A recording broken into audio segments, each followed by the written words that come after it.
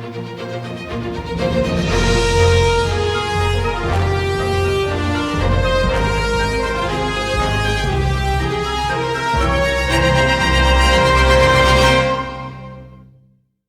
to the Gym Heroes Podcast. I'm your host, Josh Peacock. Today's show is brought to you by Gymdesk, the easiest gym management software you'll ever use. Take payments, create marketing automations, track attendance, and much more. To try the software out free, go to gymdesk.com. No credit card or painful sales call required. Our hero today is Jane Mel, a veteran BJJ coach in the Robson Moura Association and multi-time successful gym owner. Shane is one of the earliest customers of our Gymdesk gym management software, and he tells us how it has totally changed the way he does business and made his life massively easier. We also talk about how he got into podcasting and tournament hosting as a way to give back to the martial arts. Without further ado, Jane Mel. All right. Well, welcome to the Gym Heroes Podcast. So if you could tell us who you are and kind of go into your martial arts background first so the audience knows about you. Sure. First, thanks for having me. It's really cool to be able to get out here and connect with Gymdesk as a podcast. Yeah, so my name is Jane Mel. I am a lifelong martial arts dork. I have been training I'm at that age now where I have to think of how old I am. So and I started training when I was around probably about 4. So it started with judo for me. And, through the course of the years, I became a judo black belt. I was 19 when I started doing Jiu Jitsu. And so that was 18 years ago. Still doing the math there. Just grappling fascinates me. And I did the karate thing and then got into kickboxing like every guy in their 20s who thought they were going to be an MMA fighter. And, I've done MMA, I've trained MMA fighters and all that. But the older I get, the least that interests me and the more the intricacies of jiu-jitsu just never ending, So that's pretty much where I'm at. Cool. So you're basically a lifelong grappler with a little bit of karate in there. Yeah. Jiu-jitsu, judo, as long as I can remember. I wrestled in high school. I think for anyone listening, it's important to point out that when I say I wrestled, I was on the team because I was the only guy who could make 103 pounds. I wasn't good, but I was there. I was present. So if it's grappling, it usually interests me. Sweet. That's cool. I'm almost the opposite. I've done jiu-jitsu on and off for several years now, but before that, it was just like straight taekwondo, karate, kickboxing, like all the way up until pretty recently. But as I've gotten older and I've really just focused now on just like the grappling of it and not getting hit in the head. Yeah, it's weird. Like when you're 20, getting hit is cool and you laugh it off and you touch gloves. And like now, if I get hit in the head, that ruins my week. I'm like, oh, that's not good. Yeah. I just don't need brain injuries. Probably have enough already. Yeah, so that's cool. So you now you have a gym. I think I recall from listening to some of your other podcasts you've done before that you've had more than one before. Maybe I got that wrong, but what led you to start a gym? I mean, you're a lifelong martial artist, but like when did that epiphany happen for you? Oh man, honestly, sorry, I'm battling this sinus infection thing, so I probably sound terrible, but no, it's all good.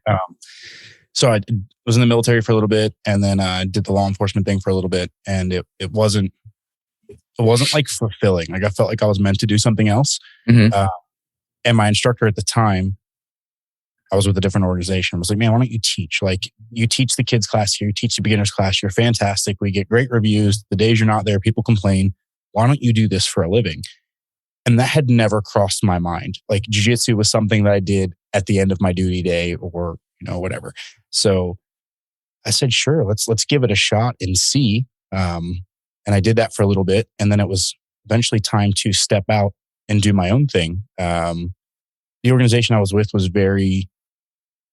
so I was the Gracie Baja. It's not a giant secret, but it was very, if you know anything about jiu-jitsu associations, like they're very regimented, like in the curriculum they want done. And I didn't have the freedom to teach jiu-jitsu how I wanted to do it. And not there's anything wrong with how they do it, but I have different ideas, which come from a lifetime of judo and whatever else. Yeah. I started to really develop my own little system, and I'm not like on the Danaher level or anything, but I have ideas that sometimes are different than a lot of other instructors. Mm-hmm.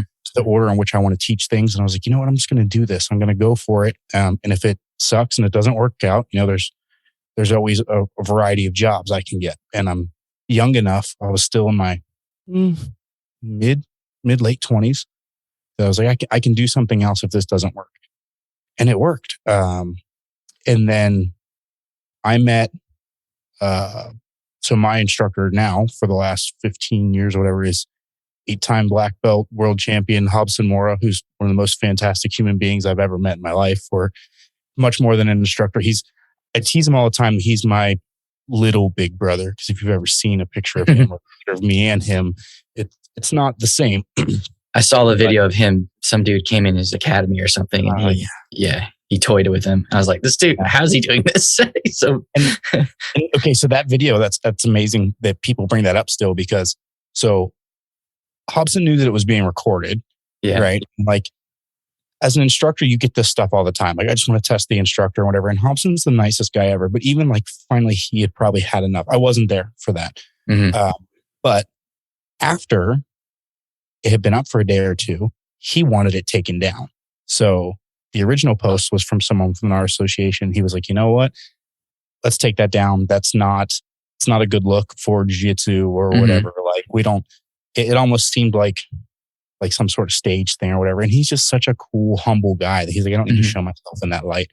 By then, the video had went viral, though. It was already out there. If you notice, if you find it now, it's never coming from a RMU source or whatever. That's just not him.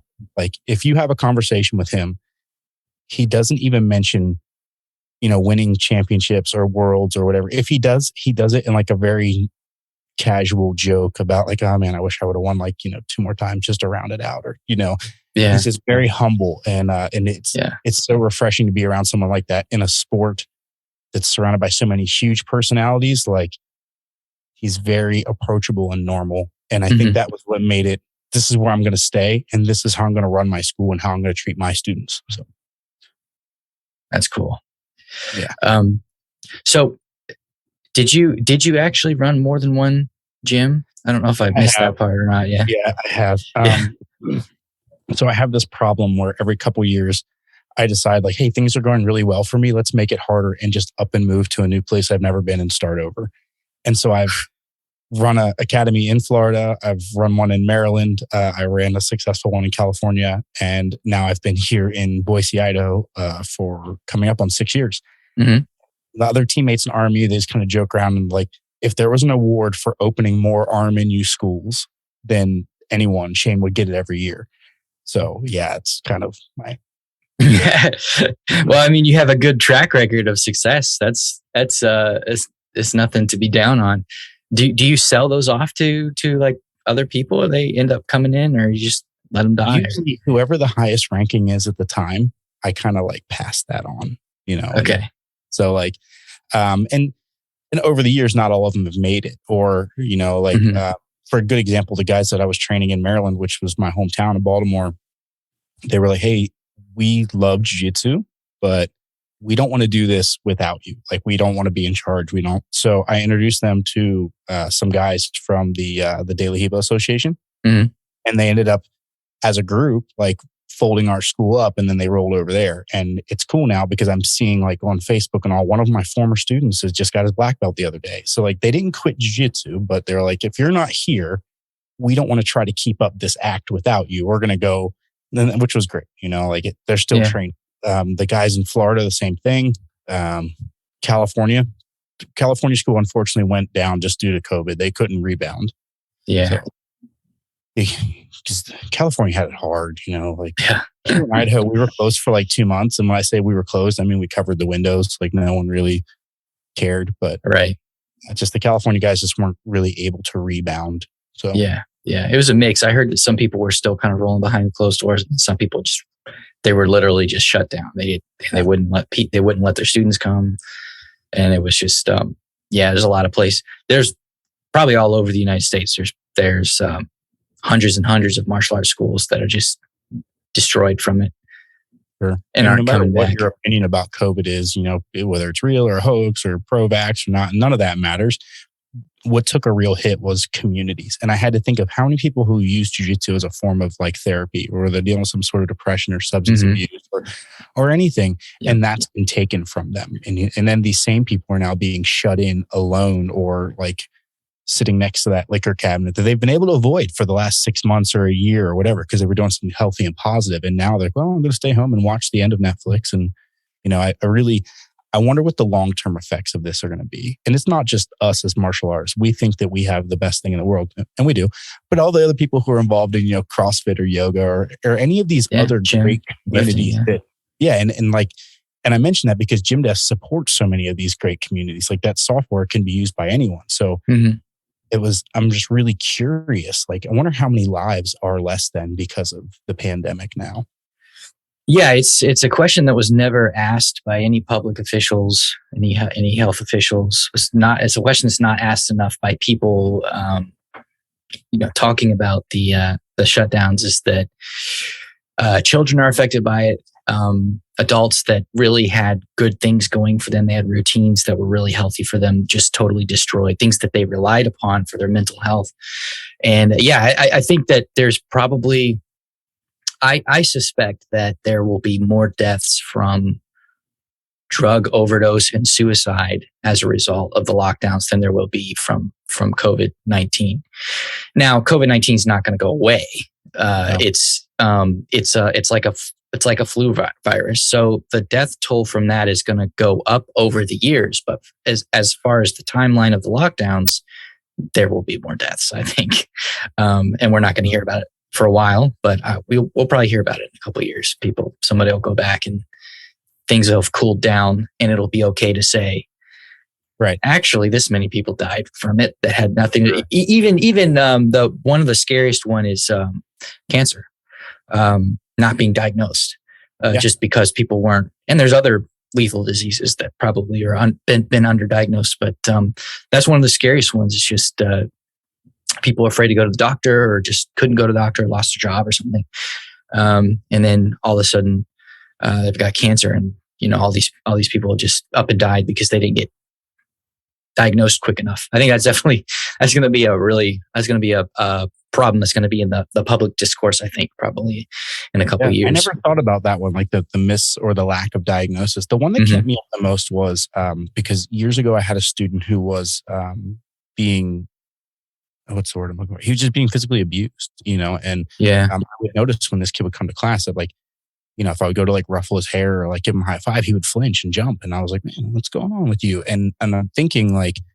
how many kids were stuck inside with someone that was harming them, either physically, emotionally, sexually, without that place to go, and without, a professor or sensei or coach or whatever to confide in, because that kid ended up talking to me and a whole thing happened and police were involved and yada, yada, yada. But like, how many people, or abused spouses or things, who just jiu-jitsu was the outlet, or, I'm just curious long term. But I think there are. I think weird brain works. So I think there are numbers on that out now, and child and domestic abuse is like skyrocketed. It's out of control. Probably coming down now since things are opening up. But a year ago, probably I remember seeing an article on that specifically from somewhere like New York Times or something, and I can definitely. I'm certain that it skyrocketed. It was out, and it's very sad to say, but that's, when you just shut everything down, things from working normally. Those are the sort of hidden consequences of that. There's not only do you can't get away, there's just no support structure. There's no way to get out either. Well, there's the upside to it too. I mean, like, I don't know how many of my friends are having babies right now, but if I look at the timeline and I went backwards, I'm like, oh, that's what you guys did. Like, everyone's having a kid right now, or I dodged that bullet. Everyone at church all of a sudden was having children and baptizing them. That was funny. And a lot of moms that had their kids at school, most of their kids' lives, all of a sudden realized, hey, I really enjoy having them home and teaching them and being with them. So some families have been made stronger because of it. and it's so to try to bring it back to jiu-jitsu and all, because I'm terrible at tangents, but like one of the things that we were doing as a school was I didn't want to ask my members to pay for something I wasn't providing. So I wasn't like, hey, I'm just not going to bill you guys. However, my members were so close that they're like, well, professor, like you got to eat too. And we don't want to see the school get closed forever. So pretty much everyone who was a member at my school continued to pay their dues, minus the people who lost their jobs because they were maybe like bartenders or servers or, service industry workers. So everyone continued to pay. And then Gymdesk rolled out the Zoom integration and the ability to upload videos and curriculums and do remote learning. And I'm sitting here thinking, okay, so in my free time, I'm an audio video dork and I like cameras and all that. I set up all the studio lighting and multiple angles, and I was teaching on Zoom 3-4 hours a night. And I wasn't the only one. I saw other instructors doing this. Yeah. And then, so this may have really like left its mark on jiu-jitsu, where I think digital learning is becoming more and more accessible and acceptable to supplement what you're getting within inside of your academy, or the exchange of information was even higher. So it's interesting to see how that will affect jiu-jitsu in a year, 2 years, 3 years. I see these little videos of kids who are 4 and 5 on home mats, and they're doing some really incredible stuff. And it's, man, would that have even happened if dad's a purple belt or a brown belt and suddenly he's just home all day? So he's like, you know what, I'm going to start teaching my kids jiu-jitsu. Like, this could have maybe propelled jiu-jitsu forward. So it'll be interesting to see what the effects are. Yeah, I think that online training has become destigmatized, I guess. There's some obvious problems with it in terms of, do you have a partner? Are you, how's the intensity of your roles going and all that kind of stuff, but feedback, things like that. But I have a friend who, he already had kind of an online training business going on, but it exploded during that time. And I think it's almost a full-time income by now, but, he also worked for a school too at the same time. So he was teaching, it's a little bit easier to teach. So he just teaches Taekwondo, so sport Taekwondo.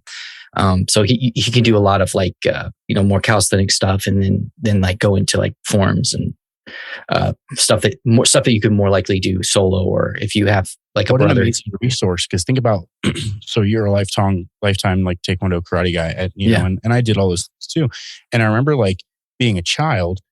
So this was pre YouTube because I'm old, and I'm going in the backyard. I'm going over these katas and like trying to, and I'm like, God, I really wish there was just like I could watch someone reference here at home. Yeah.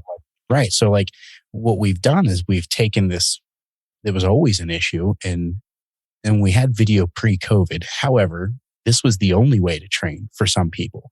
And will those people make that still a part of their day-to-day routine? Like, okay, this is my instructor and I can watch exactly how he wants it done. And it's like, I can have him with me all the time. For something like, kata, or that's an amazing resource. And hopefully when, all the dojos and schools reopened, they continue to create that content, and the students continue to use it as a supplement to their daily training. Yeah. There's been an ongoing problem, even in like just from a content marketing perspective, but like from engaging your current students perspective.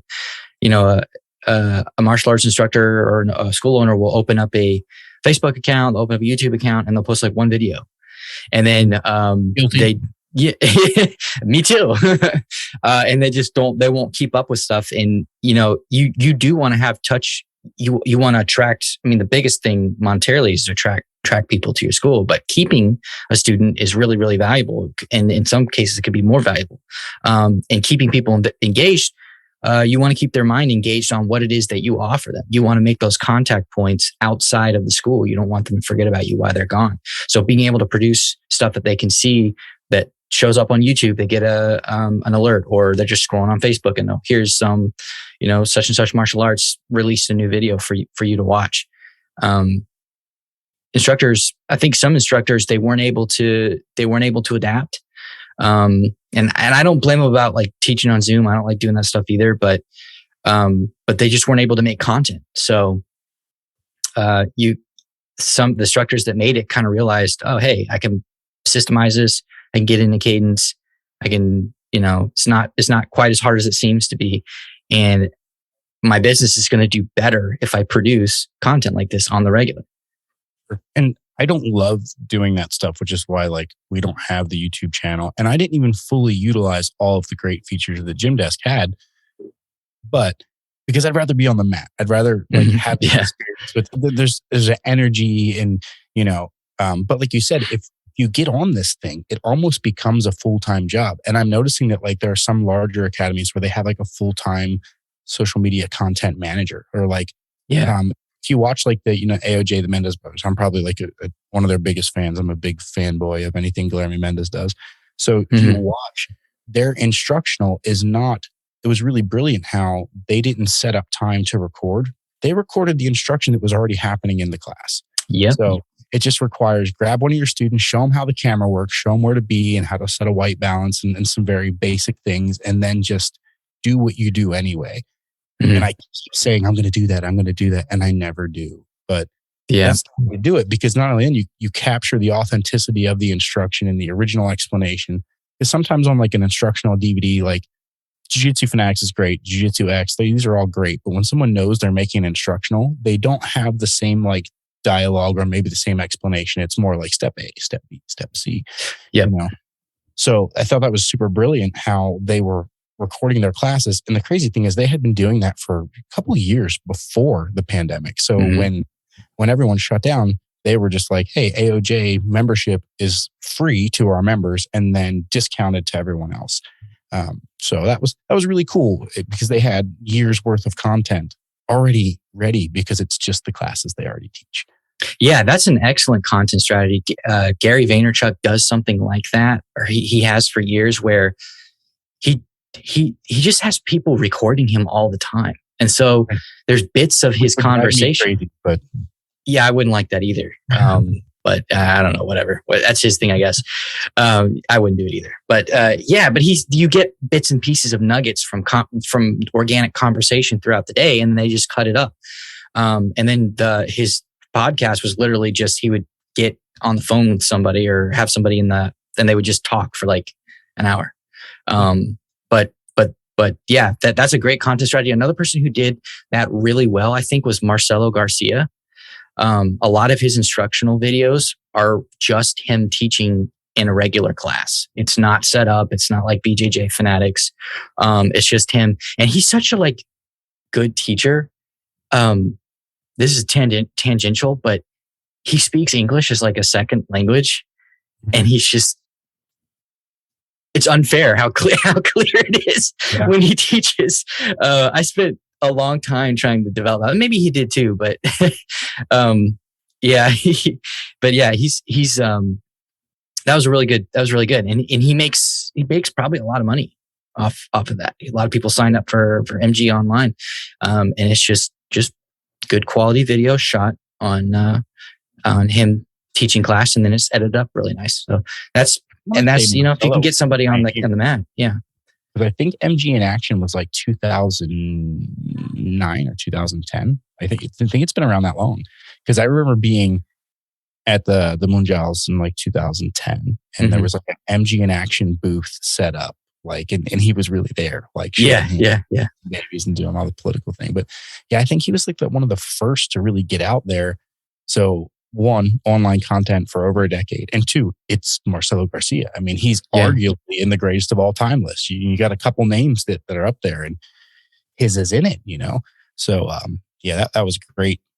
I think I had an account a couple times, you know, I'd subscribe for a while and then you forget. And it's like that gym membership you don't use. You just only remember because you see it on your credit card statement. You're like, I should log back in. But yeah, I don't have one now because I'm like 100% AOJ online. And I think that's a fantastic service. A lot of these are actually really, really good. They're underrated because what people don't realize is, like, with MG Inaction, I think Josh Witzke, I think that's one of the guys he's worked with. He's like a big chess guy, very big on learning. He wrote a great book called The Art of Learning. He basically did like taxonomized what everything that was being placed on there so that you can search it really, really easily. Yes, that's the one thing. The MG Inaction interface was fantastic. Like if you had a specific position, like daily Hiva, and then you're like top or bottom, or like AOJ could really sometimes it's almost like Netflix where I take longer looking for something to watch than watching something. So yeah, that was the MG Inaction interface was fantastic. Yeah. And sometimes like it almost like you see something great like that and you're like, man, what's the point of even trying? Like, I'm not going to do it better than Marcelo does. And there's no way I'm going to have that like whole interface. But yeah. And talks about his Grappler's Guide, which I've never used, but there are a lot of guys on there where like I'm super interested in their content, and I just never. I don't know. There's so much information out there now, and then with Jiu-Jitsu X, I think has the highest production quality of any. I don't know if you've watched any of their stuff, but is that Keenan's thing? Yeah, and everything that comes out of there is like cinematic lighting, and like it's just. Whoa, this is crazy. And the prices are incredibly low, and they're constantly doing sales. And I got put onto that one by my students. So like, hey, professor, did you see this? And I was like, I sure didn't. Give me your phone. And I would watch it. I'm like, all right, I'm going to buy that when I get home. So like, it's just the jiu-jitsu is like you said earlier, there's YouTube and all this stuff. It's never going to be an instructor. It doesn't tell you like, hey, Shane, your grip is off by a half inch, or you need a little bit more because like it'll never do that.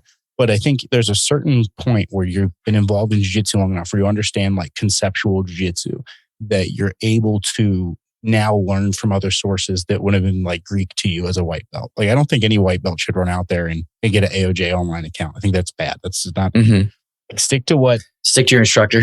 Right. And then get that understanding and maybe get that blue belt. The one thing I do tell every student who signs up at my school is like, hey, welcome to the team. Go home, get on Amazon, buy Jiu-Jitsu University, the Shanji Salahobiro book.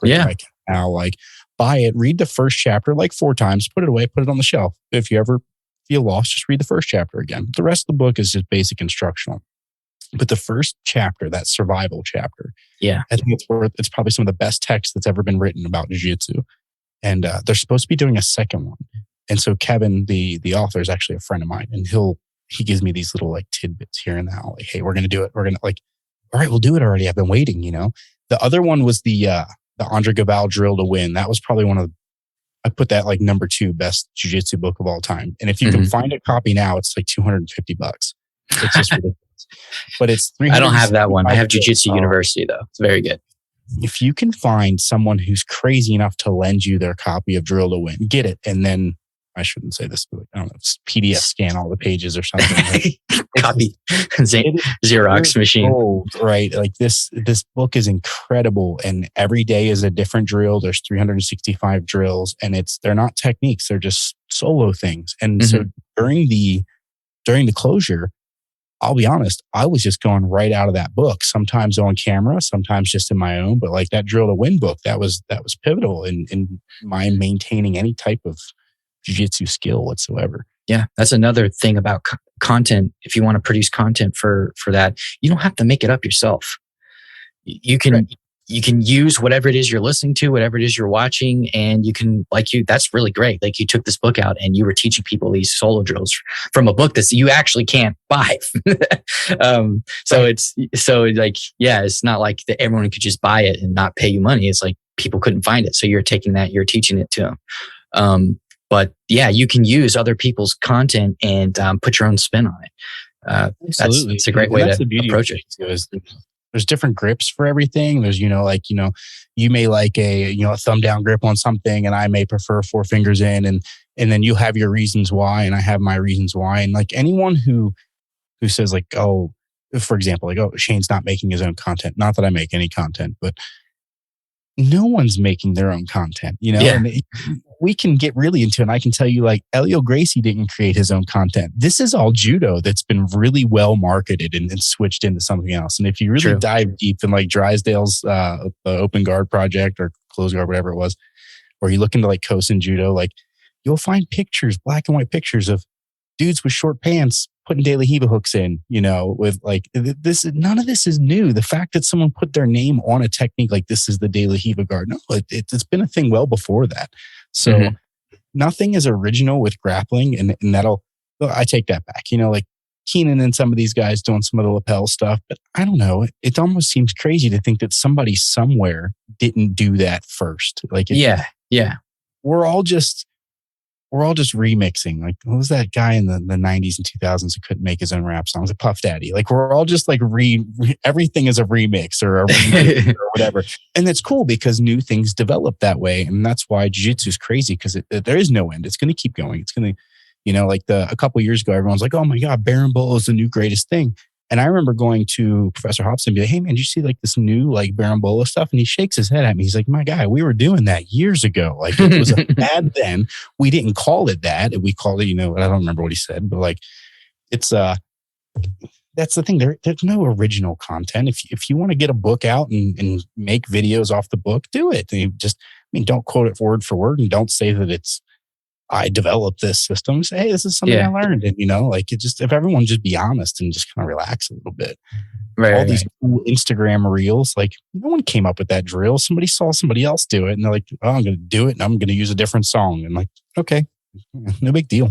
Yeah. Just enjoy the content. It's not that big of a deal. It's like even with the Kosen judo thing, I know there's some judo people are kind of, they have like a thing going on where it's like, yeah, it's not just should do judo. It is funny because like with the Kosen judo thing, I have a theory that it's that they developed concurrently jiu-jitsu and Kosen just because I didn't feel like there was probably a lot of people that did Kosen that were going back and forth between Brazil. But jiu-jitsu definitely didn't invent those things because if you have a judo in a more ground based environment, all that stuff is going to emerge because everybody's looking for an advantage. Everybody's looking for crafty ways to get around, different body types and strength and speed and flexibility and things like that. If you just give a rule set and let people go, everything's going to happen. Like it's just going to. So like I'm a perfect example of, so my school, it's, Rain, Brazilian Jiu-Jitsu and Judo. I 100% acknowledge the Judo roots of everything I do. Mm-hmm.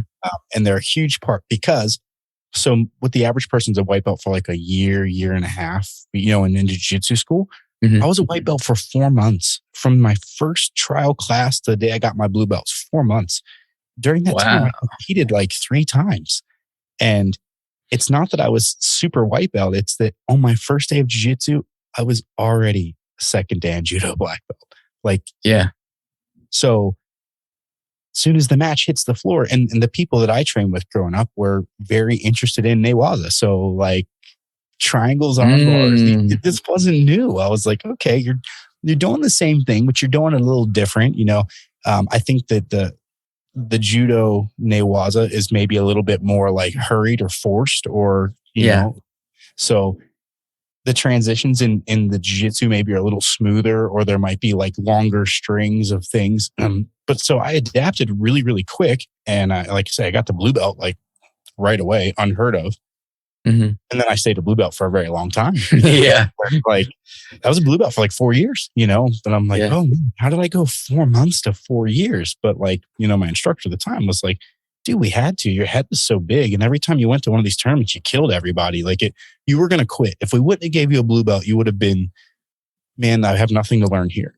As soon as I put that blue belt on, people started like hammering on me. The purple belts and the brown belts before were like, all right, we're going to turn it up a notch. Sorry if you're hearing airplanes. There's an airfield right down the street. Yeah, no worries. I probably heard my family in the background being. Yeah. I'm actually in Florida. We're in the pre-vacation. I'm working the first couple of days, but then I'm on vacation. But yeah, no worries. Melbourne. Okay, near Cocoa Beach. So my first school ever was about 15-20 minutes from you in Merritt Island. That's where I opened my first academy. I know Merritt Island, yeah. Yeah. Okay, so right across from Merritt Island High School, if you walk out the front door, there's this tiny strip mall. That's where my school was. Yep. Nice. Yeah. I love it down there. I miss it all the time, except for like love bug season and hurricane season. But yeah, that's wild. Like that, I know that area very well. Yeah. Sorry, I'm distracted. No, I'm king of the tangent too. This is why probably no one listens to our podcast. But I forgot what we were talking about before that. But the translation. So yeah, I think for anyone to think that any of this stuff is new is crazy. Like I have I have a young man at my school. I'm getting old. I start to say things like young man. He's like 21. Yeah. He's a state champion wrestler. He's a phenomenal athlete. And his journey from white belt to blue belt wasn't very long either. And some people are like, why? And I'm like, because look at him. He understands connection. He understands pressure. He's got amazing work ethic when it comes to drilling. He's very coachable. He knows how to listen. And when he goes to compete, he doesn't have the same jitters and the anxiety and the things that most new white belts have, because he's literally been wrestling since he was 3 years old. When I talked to him, he said, yeah, I got my first wrestling shoes out 3. So if wrestling had a rank system, this guy would be a 3rd, 4th degree black belt, you know? Yeah. So it was an easy translation for him. It was learning some nuances, learning some different terminology, getting comfortable with some concepts that he wasn't before, like being on his back. Like in the beginning, he would just wrestle up. If he had any type of guard, it was like sweep to the top or wrestle up. Yeah. But he's since developed that too. And the same thing. And one of his teammates from high school joined with him. And that guy's older brother, who was like my top student, they were all just from a great wrestling program, and they were slaughtering white belt divisions. They had to go blue. And then in the blue, I'm seeing them embrace jiu-jitsu. And you're seeing this really, really cool fusion between they all love to go for the 2. These boys won't pull guard no matter what I tell them. Like they're fighting for the 2. But then it's amazing because they got their own styles. One's really into like a reverse de la Hiva. The other one's like a half guard wizard. It's just seeing the fusion. And at the end of the day, I start to sit back and I'm like, man, grappling is grappling. If you want to call it jiu-jitsu, cool. You want to call it jiu-jitsu, great. You want to call it samba, call it whatever. Grappling is grappling, and it is the most natural form of combat. If you watch 2 animals fight on National Geographic, very few animals strike each other. Most of them attach and try to roll each other up or whatever. Yeah. Like, this is how we're designed to fight.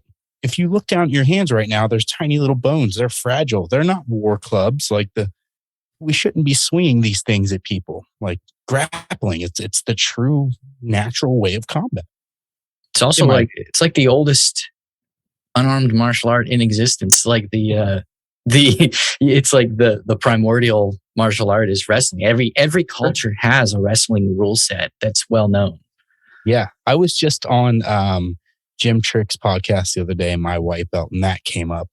And I don't think that episode has been released yet, but that My White Belt is a fantastic account to follow on Instagram if you're new. A lot of motivational stuff.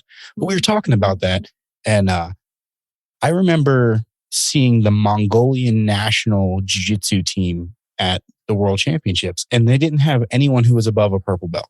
But when you start talking to them, because I'll talk to anybody, every one of them was a judo black belt.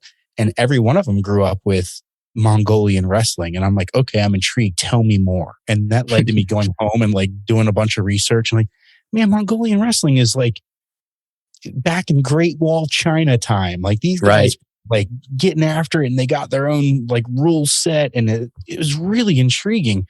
And then I go down these rabbit holes of like Senegalese wrestling in Africa. And, it's just like, you're right. Every culture has some form of wrestling. It's amazing. And it's, I, and as a karate black belt and all, I still think grappling is the most efficient form of combat out there. And people will disagree. And there's always that person who's like, well, I remember, so I used to do the MMA thing, and I had a boxing coach, and he was, training me. And one day I was just having a bad session, and I was in my 20s and I had a bad attitude sometimes. And I remember messing up whatever drill he wanted me to work. And on the break, he was like, man, you'll get it. And I was like, well, if I could just grab you, you'd get it. And he was like, all right, tough guy, like grab me. And he put his gloves on. And I said, can I take my gloves off? I don't want to hit you. I just want to be able to use my hands. And he threw a couple shots, and I ate a few, but I got close enough to clinch him, take him down, and do what I wanted. It was like UFC 1, Like, yeah. And after that, he was like, man, that was cool. And he became a student of mine, and he's still a jiu-jitsu guy to this day. I mean, he loves boxing, and he's like, absolutely, with the proper distance and all, like, this guy's good. Like, he could like kill a man with his hands, but he's a jiu-jitsu guy. And as he approaches his 40s, he's like, yeah, I would like to be able to know more, because you could take the baddest, Olympic taekwondo guy or, world champion karateka, and like, as soon as someone wraps them up and takes them down. Yeah. It's like, oh, that's kind of how I got into jiu-jitsu. Is I thought it was dumb. And I thought all that was dumb. And then I was like, yeah, taekwondo, karate, kickboxing, that's the way to go. And then I just, some kid at a camp wasn't even a good wrestler at all. Like, he just wasn't even good. He was sloppy. He just took me down and then I couldn't get up. Yeah.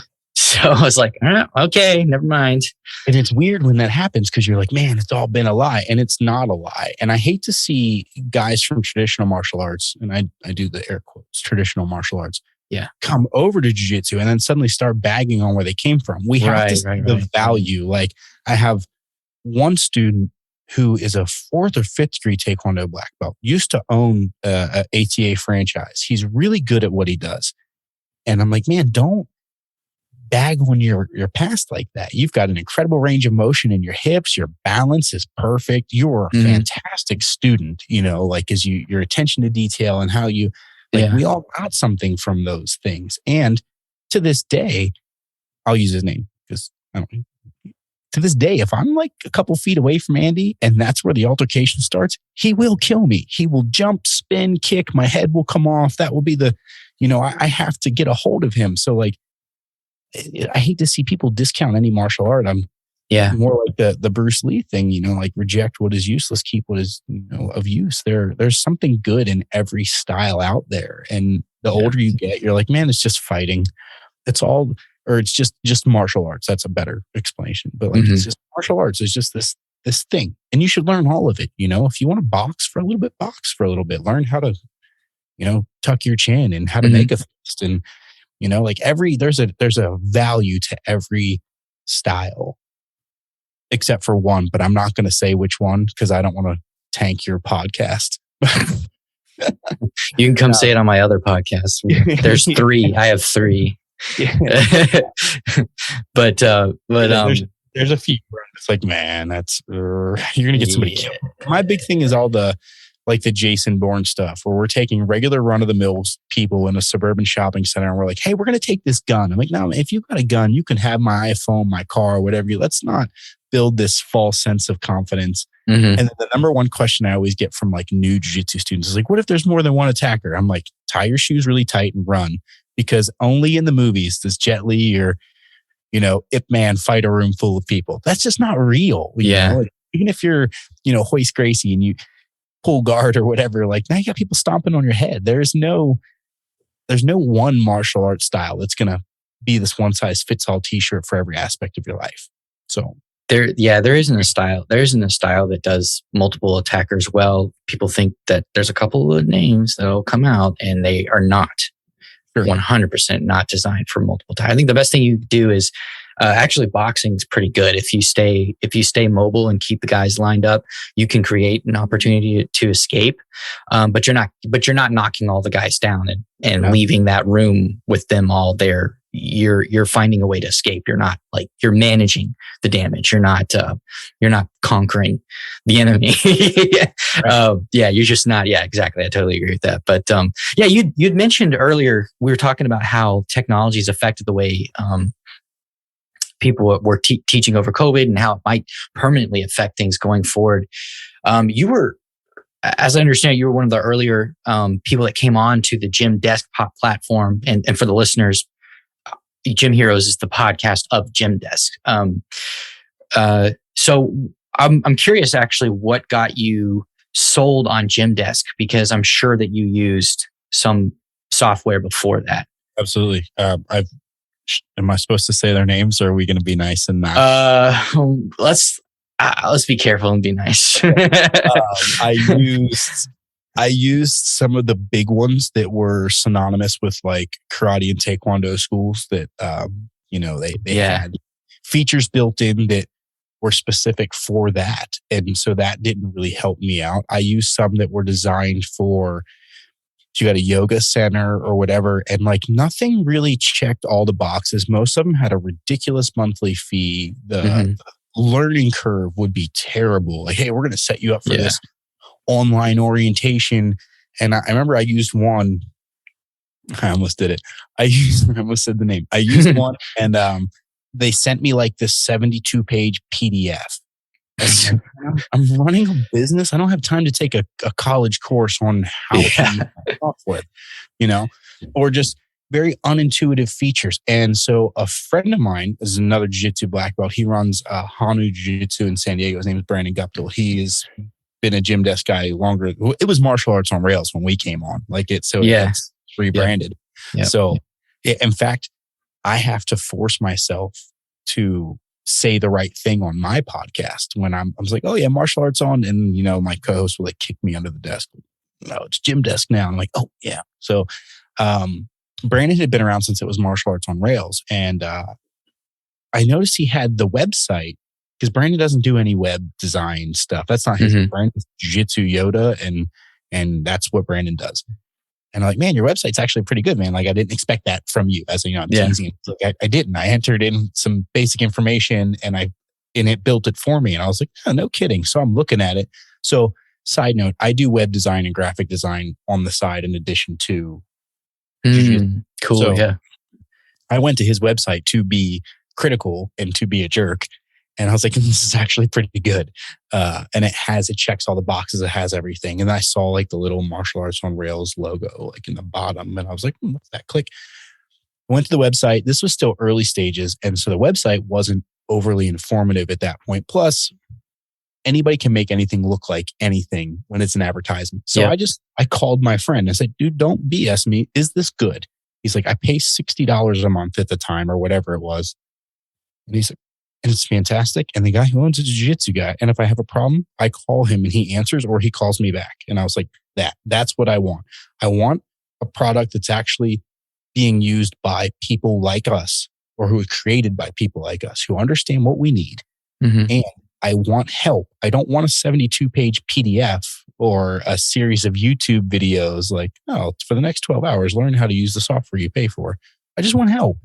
And he connected me and I think I signed up. He got some sort of referral thing or whatever. And I logged in. And the fact that it was web-based was amazing because I could anywhere from any time, I could handle some sort of work function on my phone if it was an emergency or something needed to be done. Yeah. I could sign people up remotely at events or things. We went to a tablet only in our school for the longest time. I was able to get rid of Square point of sale and those things because the point of sale was just good. And it just keeps getting better and better with the appointment scheduling and, just all these features. I swear it's once a month I get an email. Hey, these are the new features. And I keep waiting for and by the way, we're going to charge you more. And it never happens. It never comes. I keep getting more value and I'm paying, I don't even know what I pay anymore. It's been so long. I don't look at it, but I know that it is probably half of what I paid for other services that did not do any of the things that Gymdesk does. Yeah. And you need to pay more money for the integrations to do those things. Right. Or to unlock them. Or the hey, get our software and then also get a MailChimp account. I'm like, man, I can do all my mass emailing through Gymdesk so easy. And just little things I think the one add-on I have with Gymdesk is the ability to send text messages. And we're talking, I think that's $2 or I don't want to misquote, but it's nothing. I spend more on a cup of coffee on my way to train at 6 a.m. than I pay for that feature. Yeah. And we're in Idaho, so we get winter and snow, and sometimes there's a closings or whatever. And I can just type my text message, click send all, and everyone gets it. And I'm not trying to track people down because it used to be, all right, make sure you make a Facebook post that the gym is closed today. Make sure you make a Instagram post. Make sure you send out this because you're trying to cover all your bases. Now, every member is required to have a phone number on file with me. I know that they're all going to get this text. Whether they read it or not, that's on them. But I can say I did my part and I sent out hey, don't come. We're closed today. We actually had a fire sprinkler system malfunction. I came in one day and there was just water everywhere. I'm like, oh, this is so bad. So I used that feature and, it got to everyone. And I don't think I had a single person show up that day, and then the very next day it was cleaned up and the pipe was replaced and I was like, hey, we're back on. Sorry for that. And I sent it out the same way. And that alone was worth it to me to not have to make 100 and some phone calls or, it was just great. And the features that you get are fantastic. I will never switch. I will never do anything else. At this point, I don't want to learn anything else. I haven't even learned everything that Gymdesk has to offer. There are still features to this day where I'm like, oh, that must be new. And then I'm on the little tech support and they're like, dude, that's been there for 5 years. I'm like, oh, whoops. So I don't even fully utilize it the way that it could be and should be used. I can't say enough about it. I plug it nonstop on our podcast. My podcast is not as we just ended it, but it was not as like politically correct and the language wasn't as always like work safe. So I would tell people just simple things like if you own a martial arts school and you don't use Gymdesk, I don't know what you're doing with your life, and I don't think you take your business very seriously. And that's usually say it a little more vulgar than that, but it's true. If you are not investing in the infrastructure of your business, and investing doesn't always mean spending the most money because there's certainly more expensive software. But if you didn't do your due diligence and see what features it has to offer, what are you even doing? And the big thing is the tech support. I've never went more than 12 hours, even on weekends, without even getting a reply like, hey, we're out of office. We'll get back to you first thing Monday morning or something. Like, I'm not going to make this unrealistic claim that like I've got the owner on speed dial and I call him and wake him up at night. But everybody always gets back to me with either the answer I need or a realistic, hey, we're not quite sure. We're going to work on this and we're going to get right back to you. And then they get back to me. And it's usually something I did because I'm in there moving things around that I shouldn't be. But it's usually error, a user error and not the software. So I can't say enough about the software and the ability to focus on the teaching again and not. So yesterday was the first of the month, right? So that used to be a really stressful time for a school owner. Like whose accounts didn't bill, this, that, the other, cancels. I've got people auto-scheduled to cancel, people auto-scheduled to start. And I just woke up yesterday and I got an email and you have X amount of payments processed. Hey, these didn't go through. So you know who you need to like kind of not hassle, but like, hey, something happened with your card and then here's a link. Oh, you got a new card last month? No problem. Here's a link, updated on your own. Like it just makes my life so much easier. Not that my life is hard, but it makes it better in every aspect. And as a school owner, when you can just almost have a turnkey, that's why Gymdesk is great.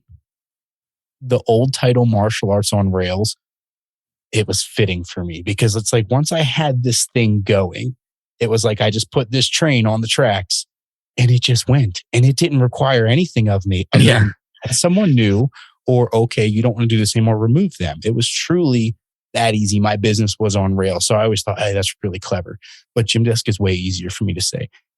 Yeah. But, easier to explain too. Yeah. Yeah. So I would be talking to people. I'm like, oh, you don't use MAOR? Or sometimes I'd be like MOAR. Oh, did I do it in the right order? So Gymdesk is fantastic. And the new logo looks really good too. Yeah. But it does. It just truly, I know every software says they revolutionize and streamline your business, but this one does. And because I've used all the other ones and they actually added work. I would like, oh, I need to sit down for an hour today with this software. And I don't. Like, I've already looked off camera at Gymdesk on my phone, just like, oh, what do I have today for trial appointments and all? Like, it's always right there and it's so easy for me. There is no better management software for your school. And I don't care if you're karate, taekwondo, yoga, whatever. It can be like curtailed to your use. Mm-hmm. Yeah, I think it's the best one out there. Yeah, that's wow, what a shining review. I appreciate that, man. That's I use some other stuff too because I used to teach taekwondo, and I've worked in martial arts schools as well, and I think I know the one you're talking about, but there are a couple of them. But very expensive. They just do so much stuff that just I don't know. They try to diversify into other markets. They have all these like features that are not. They're like, it's like opening up an Excel spreadsheet and like not knowing what to do. It's like, hey, I just need to do these 3 things. These are the 3 things I need to do. I don't want to go through 4, YouTube videos, each 30 minutes long, to figure out how to do all this stuff. I just need something that is like a rail, right? Right. Yeah. It's there, it's ready to go, and it's easy to put together. And I ended up using, it's Gymdesk now, but at the time it was also martial arts and rail. Towards the end of when I was teaching, and I kind of transitioned away from working in martial arts. And it was like, I was like, man, I wish I had this like a year and a half ago. Like it's like, cause I went through in 1 year, like a year, maybe a little more than a year, I probably went through like three things. Same thing. And I'll say their names because I'm not going to trash why, but like I was on like, okay, Rainmaker, that was the 72-page PDF. So Rainmaker, and I was like, oh man, I can't do this. And then the very first one ever was Champions Way, because every martial arts school in the world has Champions Way. And I'm like, man, I don't need all these features, and I don't want to pay that per triple digit price tag. And then a friend of mine was running a CrossFit box, and he's like, you got to use, why am I drawing a blank right now? Zen Planner, I think was the one. Zen Planner, yeah. I was on there real briefly, and I'm like, man, this is cool for you. This has no martial arts specific, like, and so I was at the end of the rope, and what I was doing was Square had just created the ability to do recurring invoices. So I had entered all of my customers into Square and set up recurring invoices, and that was it. It would just bill, so it would do that. But then I had no information on them, not a birthday, no attendance tracking, no anything. And someone would be like, hey, I need to cancel, and I couldn't schedule that cancel out, or I'd be like trying to prorate with a calculator, or like just all of these things that signing up a new student, the actual enrollment portion should take you 5 minutes or less. The rest of the time with your appointment or your consultation or however you run your school should be building a rapport and letting them know what they can expect here and what you can offer, and showing them the facility, including, a private lesson or a trial class. It shouldn't feel like you're buying a house with sign here and do that and fill this out. And so with martial arts on Gymdesk, man, it's so pre-programmed. I'm so sorry. So if you come take a trial class with me, as soon as you get there, like, hey, it's great to meet you. I'm just going to hand you an iPad, because right there is the visitor form, which has the waiver embedded. You're going to do all that, right? And you're going to hand it back to me, and we're going to go train. And then afterwards, we're going to do our normal, like, what did you like, didn't like, discuss membership and pricing. Your information is already there from the visitor form. The waiver is already signed. At that point, all I need from you is a form of payment and an enrollment form that you'll sign, which you don't even have to do right now. I tell my people, like, go home, take a shower. It'll be in your email. Just sign it before you come to class again. Like it's so easy. Sometimes when people come in, they're like, I wanted to sign up through your website or whatever, but I forgot. I'm like, cool, grab your smartphone, like pull my website up, and you can do it right there. You can fill out the whole waiver and everything. Especially after the COVID thing, people weren't really excited to touch community devices again. And I'm like, hey, you got one in your hand, which I still think is funny. You don't want to touch a community device, but you want to come in and touch the community in a Brazilian Jiu Jitsu school. But we'll leave that alone. I'm not going to. Yeah.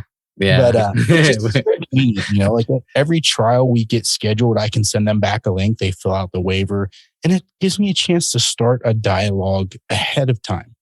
So, hey, if you have any questions or anything for your visit, you can email here, you can call here.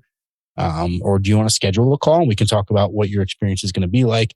I'm starting part of, I hate to say sales process because that sounds terrible, but I'm starting part of my new relationship with this person before they ever come into the academy.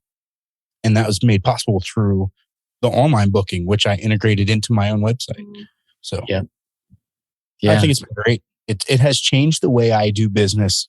And it really has just let me go back to doing martial arts business and not business. It's like having an employee. That's what the people that really get into teaching to teach. Not necessarily. Of course, they want to make a living, but they're not in it for money. They want to be able to live by teaching and just teach. And this software makes it almost like it's not obtrusive, right? It kind of blends in the background. It does its job really, really well. Yeah. And you don't have to you don't have to go through 4 or 5 different software solutions and try to hack it all together and manage it manually and or pay somebody money. No constant contact. No, I'm not using anything else. I don't even use I know some schools use like WhatsApp and all. Like you can text my school, text it. It'll go through Gymdesk. It'll come to my phone. It'll be in my email, at which point I can choose to text you back, or I can reply to that email, which you will still receive as a text. I thought that was the greatest thing ever because nobody picks up a phone anymore. Everyone wants to text.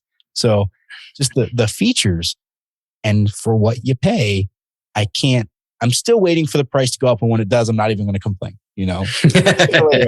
Sooner or later it has to. Everything goes up, right? But just what you get is, and anyone who's listening to this, I want to be 100% transparent. I thought I was just on yet another Jiu Jitsu podcast. I didn't know this was the podcast for Gymdesk. I would have said this stuff anyway, because I say it on mine all the time. Like it is the software you should be using. And if you're listening to this podcast and you own a school, take the trial. Like if it sucks, you didn't lose anything, but I guarantee it's cheaper than what you're paying for. I guarantee. Yeah. The trial's free. You don't have to get on a sales call. I have done like 2 or 3 of those. You don't have to get on a sales call with somebody to show you everything and ask you questions and try to sell you.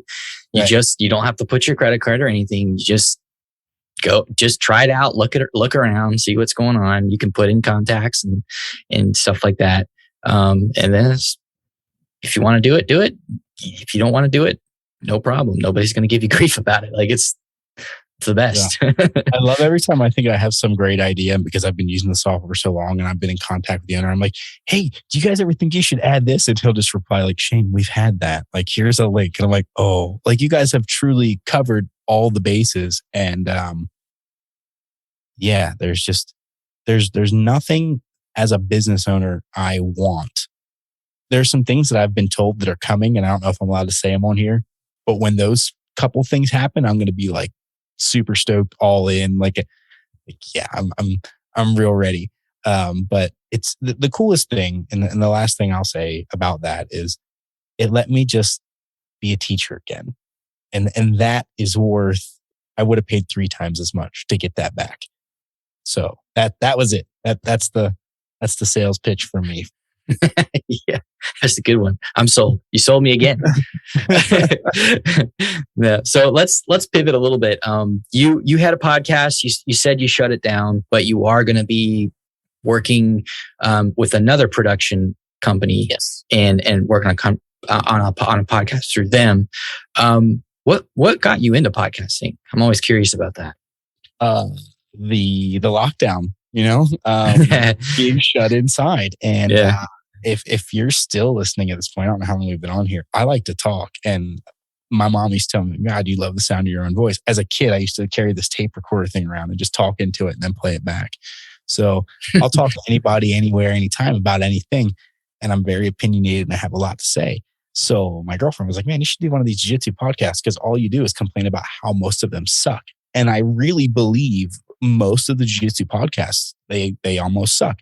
They read as like, well, this week in jiu-jitsu, so-and-so disrespected so-and-so on Twitter. Gordon Ryan's hair is currently this color. And I'm like, I don't care. I wanted to have some sort of space where new students could ask a question from a black belt and not be berated or, just mistreated. Or there are certain instructors who are like, hey, that's a private lesson. Like, well, man, that's not, it should be. So judo culture, I think, shaped how I think about things, where like, if you walk into a judo academy and you're a judo dojo, excuse me, if you're a white belt, you're supposed to ask a black belt to train. And in the jiu-jitsu culture, it's a little backwards. Like, oh no, don't ask the black belts to train. Like, they got to ask you. And I don't agree with that at all. It is every black belt's responsibility to bestow whatever knowledge and experience you have on everyone underneath of you. That is your job. Like I said, I have some very unpopular opinions about jiu-jitsu stuff. I was on, I can't remember, it was a different podcast, and I was telling someone like they had an issue with bowing onto the mat and bowing to an instructor. And I said, man, spin that around though. You guys are bowing to an instructor. He's also bowing to you, showing his appreciation for your trust, and your time. You could have spent your time anywhere, for your attentiveness. Or it's a mutual bow, not people bow to my feet and I stand there with my hands on my hips. Like I'm also grateful to have students, because without this, my dream wouldn't be possible. Right. So I wanted a podcast where, yes, I'm a black belt, but I'm also just a dude too. Like I do the same dorky things every other guy does. And I wanted to just be able to like relate and talk to people. And so it was my girlfriend and I, and she's a jiu-jitsu student, which makes for an interesting dynamic because I'm her instructor, and it is not easy sometimes. So sometimes it's difficult and I'm not talking poorly about her, but sometimes it's difficult for her to separate our relationship from our student-teacher relationship, or certain things where I'm like, hey, that's not right, do it again, could be taken personally. And then later that evening, it's going to cascade. You're not talking to me. It's like, well, you didn't have to talk to me that way. That's my her voice. I'm going to pay for that because she's going to listen to this. That's okay.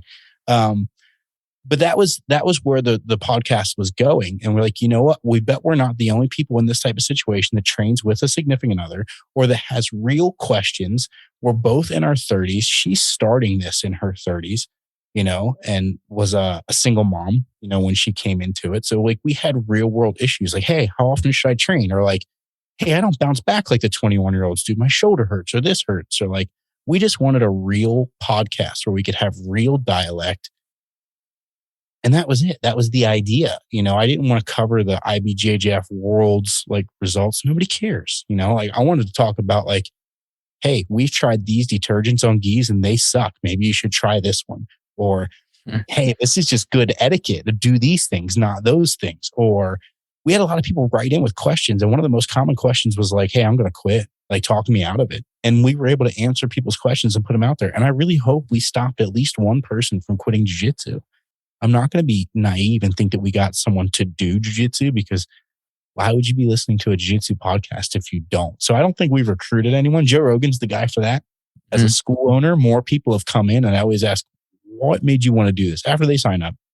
And it's usually like, oh, I heard Joe Rogan, or I heard Jocko Willink, or I heard, Anthony Bourdain used to do jiu-jitsu, or Paul Walker. Like, it's really the celebrities are the ones who are pumping people into our doors. It's not. Years ago, when I was a young, stupid school owner, Gracie Magazine was like, hey, for $1,200, we'll put your information to your school in the magazine. And I was like, yes. And I paid the $1,200.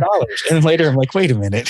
If you're flipping through the back of a Gracie magazine, you already do jiu-jitsu and you're probably happy with where you are. So at best, this might net me a couple drop-ins from a traveling business person who's just looking for an academy where they're currently at. So what a wasted marketing thing that was. And what I never intended was for my podcast to help my school, to be like some sort of ad or whatever. In fact, it's like we called our podcast the Dojo Storm. It's just because we thought it was funny. It had nothing to do with dojo storming anyone. It was just us being goofballs. And then I've got, my Academy Range Jiu-Jitsu, and then I'm part of the Robson Moura Nations United RMNU Association. And I try to keep these things very separate because I have different opinions and things than Professor Hobson has. And I don't speak for him and I don't speak for the team. So I didn't make this podcast about that. And I say things on this podcast that I probably wouldn't say in a class environment because I can. Like, you get a different version of me at work. But when I'm just having fun and just talking to jiu-jitsu people as you and I would like at a barbecue or anywhere else, you get a little bit more of my darker sense of humor, or sometimes my language, which is not always the best, but you get like a more real, genuine experience. And that's what we wanted with our podcast. It was like sitting down with a couple of jiu-jitsu buddies who maybe have just been doing it a little longer than you, and who were able to answer your questions. And it was a lot of fun for us. The problem is with me running the school, and then with her full-time job, she has a child. She's also training. She's actively competing a lot right now. And then just regular domestic stuff.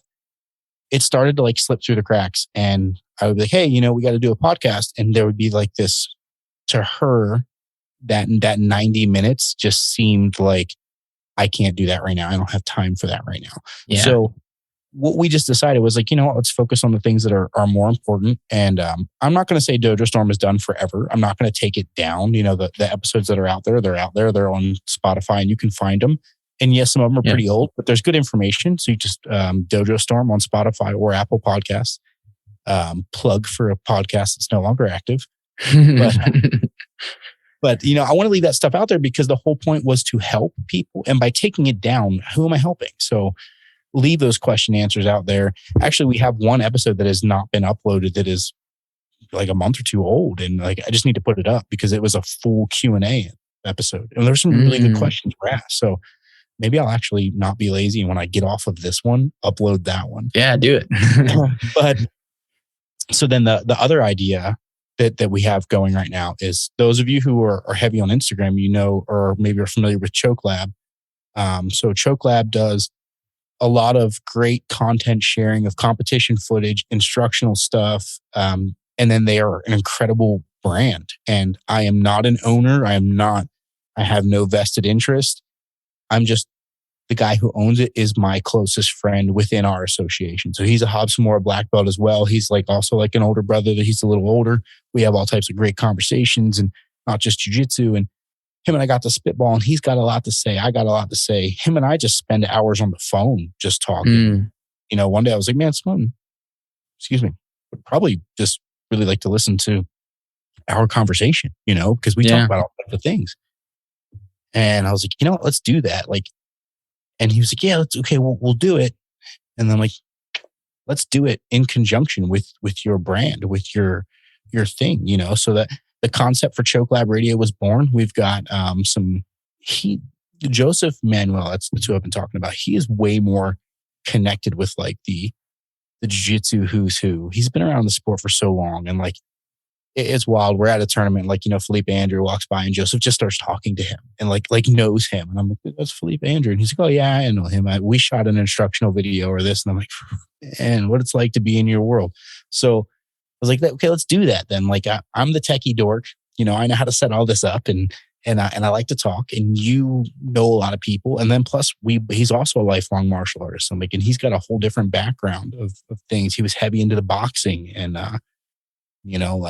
we have very different perspectives and very different opinions on certain things, but we find a way to not argue. And I said, he's my closest friend in the team. So we're like, man, this will be really interesting. And you have two black belts who are there to give you maybe different viewpoints. And, so that's the idea behind it. And then trying to bridge the gap and bring on some of the bigger name guys. But the idea will be not to do what other podcasts do when they have a jiu-jitsu celebrity on. We want to talk about what does this guy do day to day? Or how do you manage the stress or the balance or, before you were able to feed yourself with jiu-jitsu, the Cobrinha story of him being a baker. I don't know if you ever heard any of that or. No, I haven't. Yeah. My man was a baker, a full on, worked in a bakery early in the morning and putting the bread in the oven. He was doing these crazy cakes and stuff. And that stuff intrigues me because at the end of the day, every jiu-jitsu person is still a person. Mm-hmm. And I think maybe sometimes we put jiu-jitsu people on this weird pedestal or if you saw a Andre Gaval at McDonald's, someone would be like, oh my God, get a picture. I can't believe he's here. Andre Gaval's allowed to like McDonald's, maybe not every day, but that might be a one day a month or whatever. And I would like to use this new project to kind of humanize, some of these guys and see hey, what are you really into? Oh, you're a big video game nerd. Cool. What's your gamer tag? People want to play with you or, whatever it is. Yeah. So that's the project. We're slow rolling it because, Joseph runs a school. I run a school. He's in Jersey. I have found myself in Idaho for the last 6 years. And so the time difference makes things hard. Trying to get even just linking up with you today, for anyone listening, I was 3 hours late because I didn't adjust for the time difference. I was supposed to connect much earlier. So it makes it difficult to work on a project with someone across the country. Right. But we're working on that. And then obviously the Choke Lab website is out there.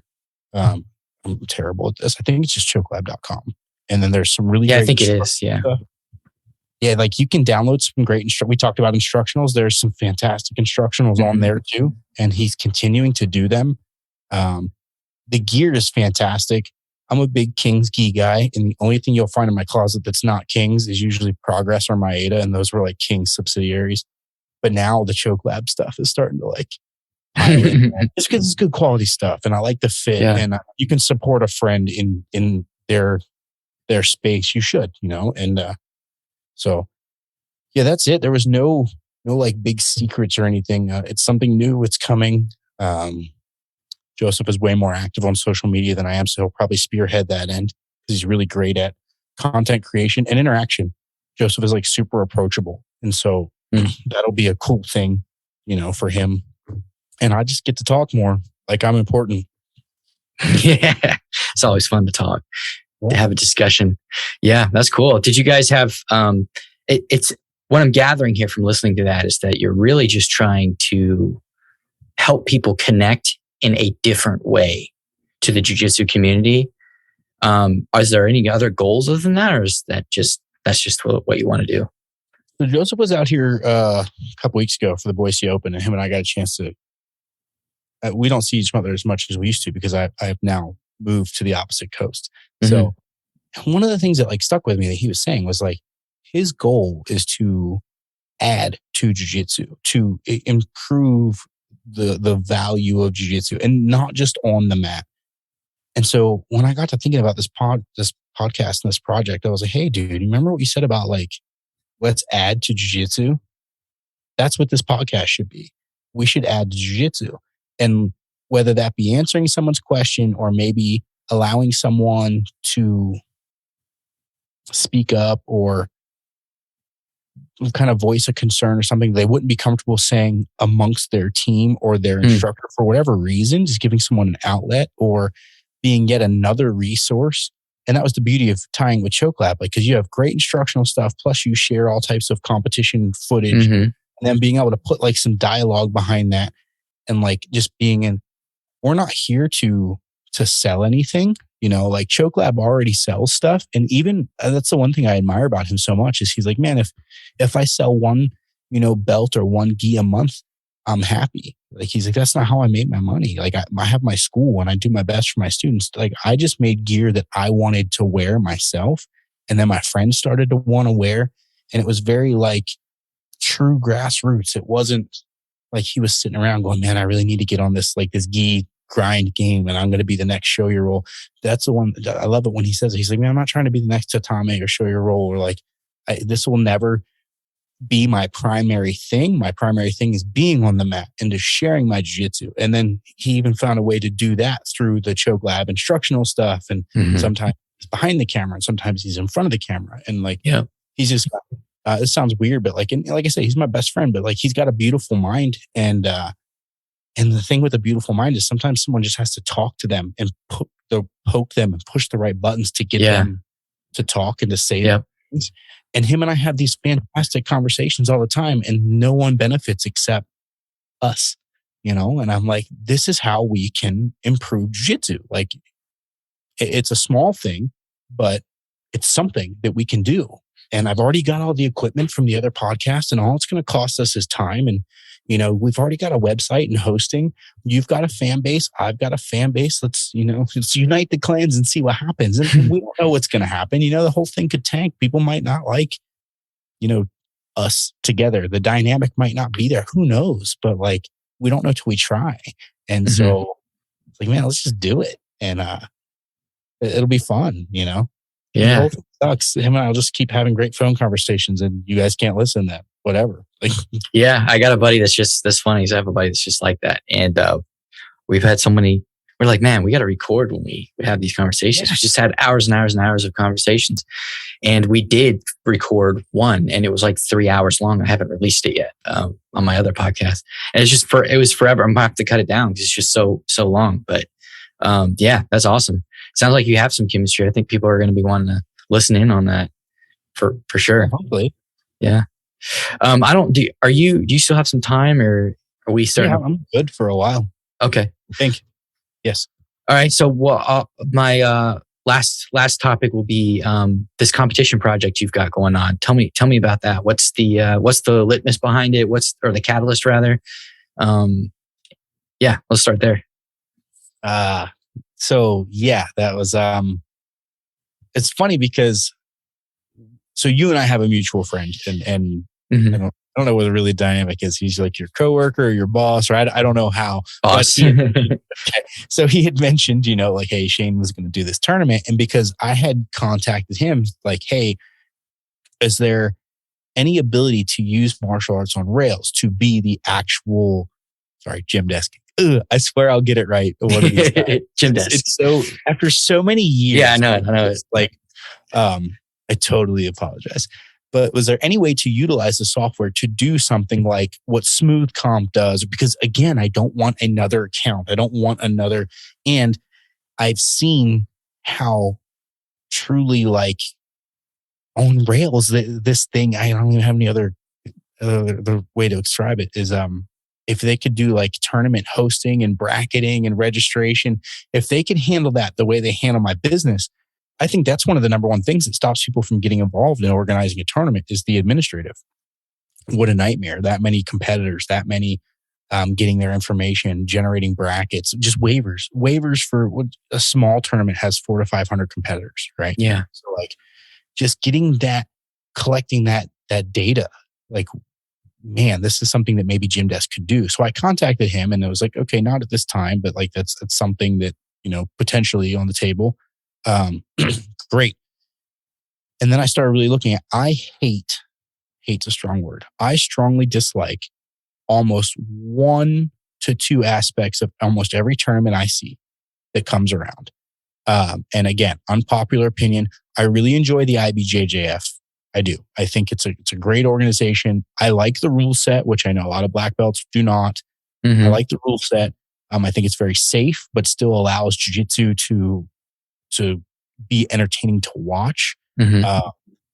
I'm not a big no-gi guy. I don't like seeing double guard pulls and a bunch of like the honey hole and the, all the foot stuff like that. That doesn't excite me. I want to see 2 guys like go at it and fight for the grips, fight for the takedown, insist on the guard pass. And so I like the IBJJF, and I know that they have had criticism for a lot of allowing things like the double guard pull, but every year they release updates. They try to make it more user friendly or more spectator friendly. Sorry. Because I think that's what's wrong with jiu-jitsu right now is if you took someone who didn't train and you took them to the worlds, for them to get as excited about it as you are, they would have to understand. So, and jiu-jitsu is really tough to understand. I mean, we got guys who have been doing it forever and they still don't understand. So I thought to myself, if I could create a tournament and take a rule set that's pretty much universally recognized, and this makes them, I would I fully intend to do away with penalty points and advantage points, because I have had to explain that so many times to my own students. And sometimes in my own explanation, I just stop and I'm like, that wouldn't even make sense to a 5-year-old. So why, well, you almost swept the guy. So we're going to give you this little partial point that doesn't add up to anything. But if you tie, then it matters. It's not logical. So I love how the IBJJF format runs. I think it's fantastic. The standards on gi checking for size and just kind of I think that's great. When you see the other smaller tournaments, Naga, US Grappling, Grappler's Quest, there's the one that I absolutely loathe and I'm completely anti. Why am I drawing a blank right now too? Grappling Industries. They're just traveling everywhere. Mm-hmm. The rule set and all, and it's fine for other people. I don't like seeing blue belts toe hold and knee bar, and I'm like, it's a bit early, right? That's a great power you have when you start messing with people's knees. And at the end of the day, everyone's got to go to work tomorrow. So maybe on a Saturday, getting knee barred real hard and not being able to go. So I just trying to create a tournament that is accessible for everyone, that I like the organization. I'm more or less following the IBJJF guidelines on most everything. Even I love how you don't have to be there all day, where some tournaments weigh-ins at 8:30, your matches at 4:30. That's terrible. Be there an hour before, get your gi inspected, make your weight. I think like a federation membership is a great idea. Everyone's like, oh, that's just another cash grab. No, that allows to keep people engaged. And I have a membership, an annual card and whatever. So I better do more than one tournament, right? So that's going to help keep people going. Yeah. Right? And then if you use that money properly to invest, and this is the big thing, in proper training of referees, because local tournaments, they jump on Facebook or whatever and like, hey, we need purple belts and above who want a referee. Come an hour early. We'll go over the rules with you. We'll pay you $20 an hour. I have seen so many bad referees, and it's not that they're bad humans. It's they haven't been trained, where the IBJJF has a standardized course and an exam.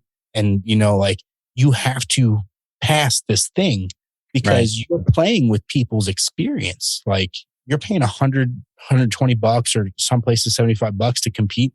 And think of this for the kids. You get a kid out there, it's their first tournament ever. They're already nervous and scared and excited and all these things. And you're giving out the wrong points or the wrong whatever, or you allow something unsafe to happen. You may have just ruined jiu-jitsu for a human's entire life. They may never do this again. Yeah. Right. So it's a huge responsibility to be a referee. I think you should know the rules inside and out, be able to recite them, be able to show examples of them. And so that would be my number one focus. Everyone can complain about tournament pricing and this and that. My focus would be referees, 100% educated referees, not come an hour before the event. I've been in some grappling industries where they make an announcement, hey, does anyone in the crowd want a referee? And I'm like, what just happened? Like, wow.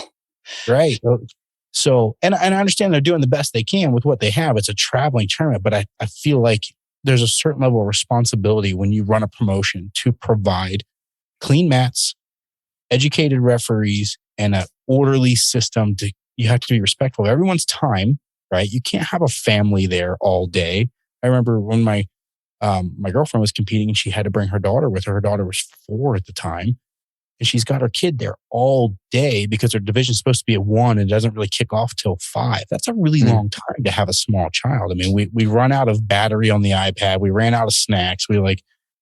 That's tough. And then that starts to put pressure on the competitor. Like, oh man, my kid is unhappy and I just need to get this thing done. We just need a tournament that really focuses on the athlete and not the financial bottom line. And like anything, if you run your school and you just try to provide the best product and service, the money will come. It will come. But if you do like a cash grab tournament, we're like, hey, we're going to sign up 500 people at $75. We're going to grab these yahoos out of the crowd for $20 an hour. We're going to give them all a t-shirt that says referee. Those people may not come back. You may see less and less. But if you put on a good tournament, one time, people will be skeptic. Maybe that was a fluke. You run that experience back and you give them the same or more value the second time around. They're like, okay, we're on to something. Run 3 or 4 tournaments like that. You're a legend in whatever your local area is. Even if you ran them quarterly, people will be pre-registering months in advance. They will be excited. They will be telling other schools. School owners are not the best at communicating with each other. We all kind of have these little weird rivalries, or maybe we won't come right out and say we don't like each other or whatever, or there's ones you do like. If I know about a tournament that's well run, I'm going to tell another school owner, hey, you sending your guys or your girls? I'll see you there. We'll see you there. And maybe even that friendly rivalry comes back. If this tournament organization has a top academy award, that always interests me at the Pans or whatever to see that team trophy, and to see 2 or 3 black belts holding that up, or you might actually start to get more of that in smaller communities and not just Los Angeles, not just, where did they just have Pans? It was somewhere in Florida. Where was it? I want to say Kissimmee, but I don't think it was Kissimmee. Either way. Yeah, I can't remember now. So you always get the Chicago Open, the Houston Open, the New York Open. There's no reason that production quality can't come to smaller places like here in Boise, Idaho. We had a Boise Open, and it was a great experience. And I think jiu-jitsu is growing here at a rapid rate. When I first got here, there were 3 schools, me and 2 others. Now There are so many schools. Like I can't even, like, we can sustain a real tournament and people will compete. And if you run it correctly, especially for children, you will get lifelong customers.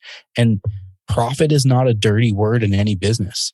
If you treat people well and you give them exactly what you say you're going to give them and or more, they will continue to support whatever your venture is and they'll be happy about it. You'll profit and everyone will win. And I just haven't seen a tournament run that way yet. And I know it sounds really like a beautiful fairy tale, but that's what I'm aspiring to do. And I'm, rather than just launch it half-cocked, this has been in the works for over 2 years. And I'm still working on it. And it's going to happen. And somebody may listen to this podcast and hear all my ideas and whatever, and they may pull the trigger before me. And I'm going to say, great. Because the more quality tournaments there are, even if we all had the exact same format, you want to rip my idea off or whatever, go for it. I will send you my entire business plan in a PDF so that jiu-jitsu improves. And that's the one thing that I got from Joseph. How can I improve jiu-jitsu while I'm here? And that's all I really am trying to do. Sorry, I keep losing you. I don't know. It's all right. Okay. You can hear me? Yeah, I can hear you. So my screen goes black. So I can see you and then I can't. Which is also probably user error, but yeah, that sounds awesome, man. That's there need to be more people, I think, innovating in the tournament space. But yeah, dude, it's we're ideas out there too that like just more conversations like this because maybe you've had a good experience or a bad experience and I need to hear about both. I need to get that data to put the best product out. But absolutely. All right, man. It's been this is going to be a long episode, so I'm going to go ahead and ask you where people can find you and let you go. So I am kind of a hermit and rather elusive, but you can, if you're an Instagram person, I don't even know it's Rain, REIGN, similar to the energy drink, Rain Jiu Jitsu Boise. That's all one. That is my academy. I don't have a personal account. I don't do that. I used to, and it just felt like it was too much to keep up with, and I'd rather focus on one thing. So Rain Jiu Jitsu Boise on Instagram. We're on Facebook too, I think, not super active. The podcast, which we talked about, which is no longer up. Well, it's up, but we're not producing new episodes. That was on Instagram as well. And that was just the Dojo Storm podcast. And give it a follow because at any time when she wants to do an episode, we're going to do one because I'm always down. So we might just release them at random. It may not be a schedule.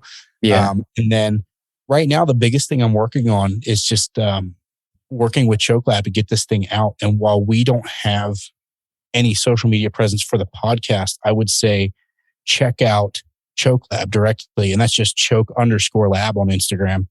And check them out.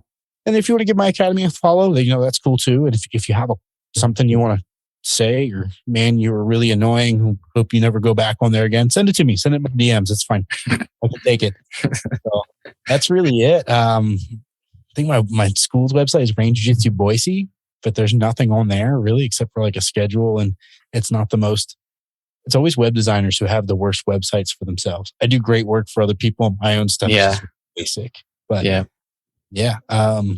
hopefully get that Choke Lab podcast going. And I'm easy to find. So, and my name, which no one really believes. So Mount is really my last name, Shane Mount. Like that's, so you can just, you can find me. I'm out there. I didn't change it when I became a jiu-jitsu guy. It's just this strange, awkward last name that's just fitting now. So Yeah. Cool. All right, man. Well, thanks for coming on. We'll have to do it again. Yeah. Thanks for having me. It's been great. Sorry for the delay. I'll learn to read a clock better next time. Yeah, no worries, dude.